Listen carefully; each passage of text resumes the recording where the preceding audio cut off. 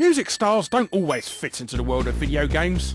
David Bowie, Gwen Stefani, and Rob Zombie, and even Aerosmith all had a stab at the electronic entertainment world in one way or another. But it's Michael Jackson who's been the only one to achieve any sort of success.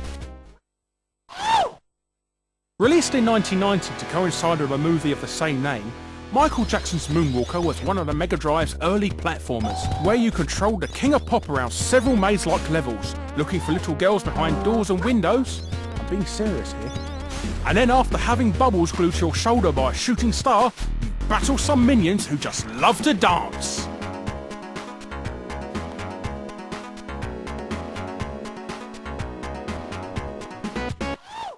All of their enemies love to strut their funky stuff.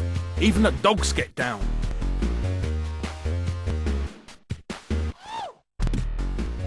The most noticeable thing about the game was the inclusion of several of Michael's classic tracks, from Billie Jean to Bad. While they're pretty rough renditions of the classics, they're still great to bop to while playing. Towards the end of the game, Jacko even turns into a giant Mecha Jackson, shooting lasers out of his eyes and stuff, climaxing into one final space battle with the evil Joe Pesci himself. Sega also released a 3-player arcade version of the game, which they differed from the home versions by making it an isometric scrolling shoot-'em-up. But don't worry, dance fans, Mikey Boy still gets the boogie to finish off those baddies.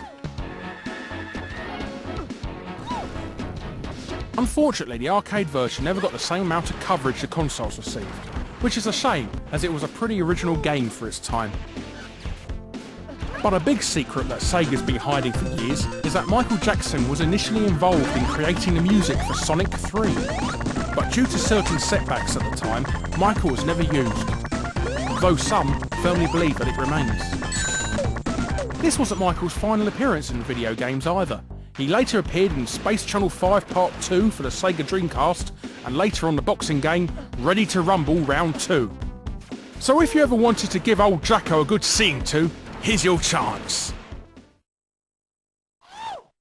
Although it's little more than a clone of elevator action, I mean, come on, admit it.